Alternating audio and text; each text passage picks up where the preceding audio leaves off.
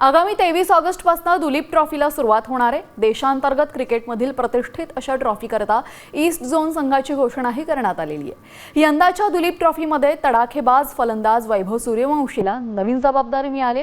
पाहूया त्यावरचाच हा report.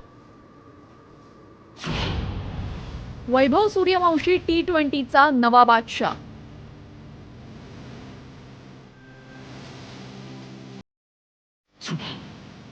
Zimbabwe दौऱ्यात वैभवची तुफानी खेळी।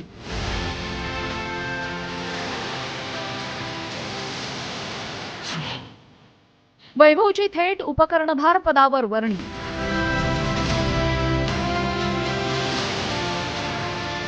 IPL मधील धडाकेबाज कामगिरीनंतर आंतरराष्ट्रीय क्रिकेटमध्ये चमकदार कामगिरी केल्यामुळे वैभव सूर्यवंशीला थेट उपकर्णधार पदाची संधी मिळाली आहे। देशातील प्रतिष्ठेची समजली जाणारी दुलीप ट्रॉफीसाठीच्या पूर्वी विभागीय संघाच्या उपकर्णधारपदी त्याची निवड झाली आहे। 23 ऑगस्ट पूर्वी या ट्रॉफीला सुरुवात होते। वैभवने सर्वात कमी वयात आंतरराष्ट्रीय क्रिकेटमध्ये पदार्पण करत सचिनचा विक्रम मोडला। मात्र इंग्लंड विरोधातल्या पहिल्याच सामन्यात त्याला अपयश आलं। मात्र झिम्बाब्वे विरुद्धच्या सिरीजमध्ये त्यानं आपल्या धडाकेबाज खेळाचं प्रदर्शन केलं। मायदेशात IPL मध्ये चौके छक्के लावणारा वैभव सूर्यवंशी यानं परदेशी मैदानही गाजवलं। नुकत्याच झालेल्या झिम्बाब्वे दौऱ्यात वैभवच्या कामगिरीवर एक नजर टाकूया। झिम्बाब्वे दौऱ्यात वैभव सूर्यवंशीनं सर्वाधिक 151 धावा केल्या। पहिल्या T20 सामन्यामध्ये 19 चेंडूत 50 धावा केल्या।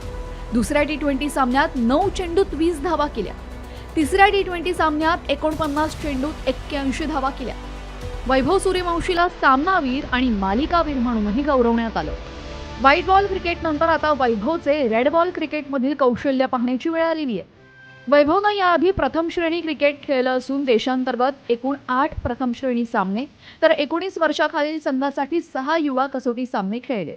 त्याने 500 धावांचा टप्पा ओलांडत 2 शतकं झळकवली। त्यातच डोमेस्टिक क्रिकेटमधील प्रतिष्ठित अशा दुलीप ट्रॉफीच्या माध्यमातून रेड बॉल क्रिकेटमध्ये स्वतःला सिद्ध करण्याची संधी आता वैभवकडे असणार आहे। ब्युरो रिपोर्ट, साम TV न्यूज।